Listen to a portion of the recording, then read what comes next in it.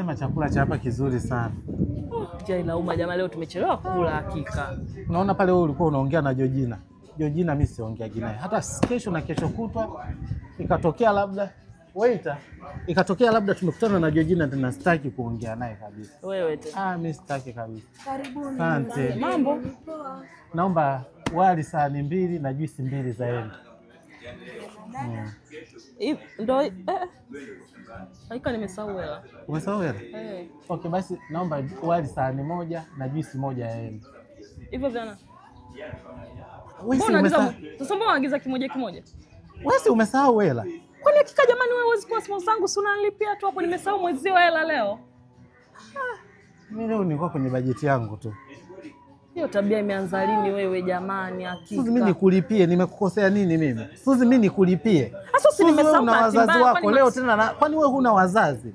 Kwani si bahati mbaya jamani? Mimi kwanza tu kudate na wewe tayari unanipa majukumu. Unasahau na wewe jamani tunakubaliana.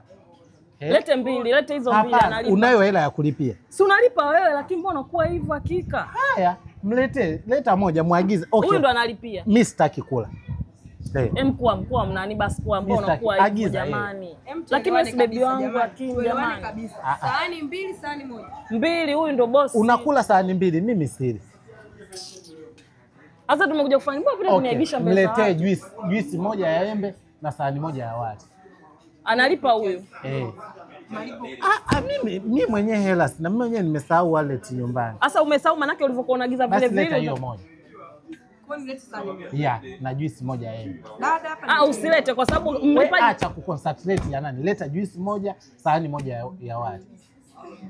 Hakika sasa kueleweje kwamba boss nani analipa? Anielewa. Manake analipa nani ndo manake? Kalete wewe sahani 1 ya wali na juisi 1. Nani anamlipa? Si inakutosha.